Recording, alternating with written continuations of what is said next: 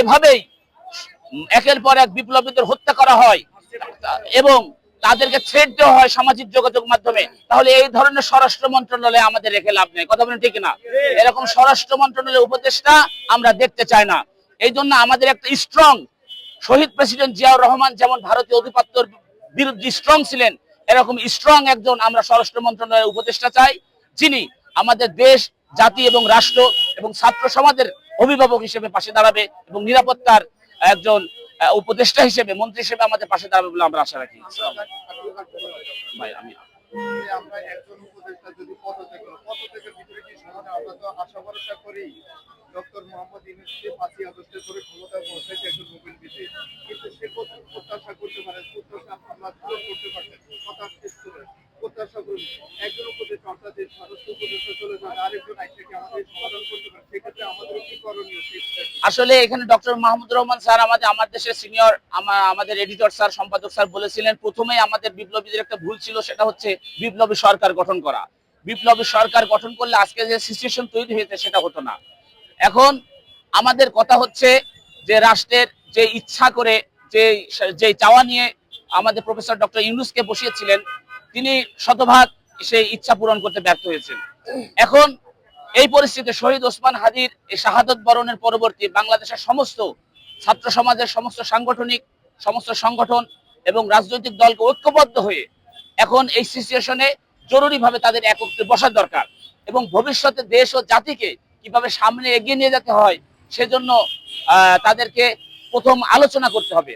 এবং আমরা দেখতে পাচ্ছি রাষ্ট্রের ভিতরে, সরকারের ভিতরে কিছু ভারতীয় দালাল ঢুকে গেছে। কথা বলেন ঠিক কিনা? আগে থেকেই এক নম্বর হচ্ছে আসিফ নজরুল। এই আসিফ নজরুল বিপ্লবের সময় তারা ছাত্র সমাজের অভিভাবক হিসেবে কাজ করেছে, কিন্তু বিপ্লব পরবর্তী তার ভূমিকা, তার আচরণ শেষ আমাদের ছাত্র সমাজের অভিভাবক হিসেবে দেখা যায় না।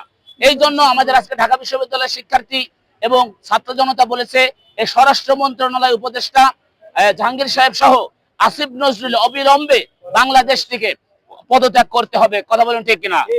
এবং নতুন যারা দেশ ও জাতির জন্য ডেডিকেটেড, যারা রাষ্ট্রের জন্য নিরাপদ, যারা এবং ছাত্র জনতার যারা মনের ভাষা বোঝে, এমন ধরনের উপদেষ্টা আমাদের রাষ্ট্রের দায়িত্ব পালন করবেন বলে আমরা আশা রাখি। সর্বশেষ আমরা আগামী যে আজকে যে একজন হত্যা হলো, আমরা জানি 12 ডিসেম্বর জাতীয় সংসদ নির্বাচন হবে, 12 ফেব্রুয়ারি নির্বাচন হবে, সেগুলোকে নির্বাচনে বানচাল করার জন্য কি এরকম? হ্যাঁ, এখানে দেশি বিদেশ অবশ্যই, দেশের ভিতরে এবং বাইরে থেকে ষড়যন্ত্র চলতেছে বাংলাদেশকে অস্থিতিশীল করা, নির্বাচনকে বানচাল করা এবং একটা অস্থিতিশীল পরিবেশের মাধ্যমে বাংলাদেশকে একটা গৃহযুদ্ধের দিকে ঠেলে দেওয়ার। এজন্য রাষ্ট্রের ভিতরে রাষ্ট্রের বাহিরে থেকে চেষ্টা চলছে। এখন এই জন্য আমাদের বাংলাদেশের সমস্ত রাজনৈতিক দল বা এই জন্য বিএনপি আছে, বাংলাদেশ জামাত ইসলামী আছে, ইসলামী আন্দোলন চরমনায় আছে, জমিয়ত উলামা ইসলাম আছে, বাংলাদেশ খেলাফত মজলিস আছে, বাংলাদেশের যত মেইন ইসলামিক পলিটিক্যাল পার্টি, মূলধারা যত ইসলামিক রাজনৈতিক দল, তারা একত্রে বসে আল্লামা মামুনুল হক সাহেব সহ দেশ বরেণ্য যারা আলেম আছেন, রাজনীতিবিদ আছে, তারা বসে একটি সুন্দর আগামী নির্মাণ করার জন্য তারা একত্রে বসে একটি সুন্দর রাজনৈতিক সিদ্ধান্ত নেবে বলে আমরা আশা রাখি। সর্বশেষ শহীদ ওসমান হাদির সবার কাছে দোয়া চেয়ে বাংলাদেশের 64 জেলা থেকে, গ্রামগঞ্জ থেকে যারা আজকে আমাদের এই শহীদ ওসমান হাদির নাম শুনেছেন, আজকের জানাজার এই অনুষ্ঠান দেখেছেন, তাদের প্রতি আমরা দোয়া চাচ্ছি। মসজিদে মসজিদে তার জন্য দোয়া করবেন, তার রুহের মাগফিরাত করতে পারবেন এবং ভবিষ্যতে শহীদ ওসমান হাদির মতন ব্যক্তিত্ব যেন আমাদের বাংলার জমিন আরো তৈরি হয়, সে আশাবাদ ব্যক্ত করে আমরা শেষ করি। আসসালামু আলাইকুম।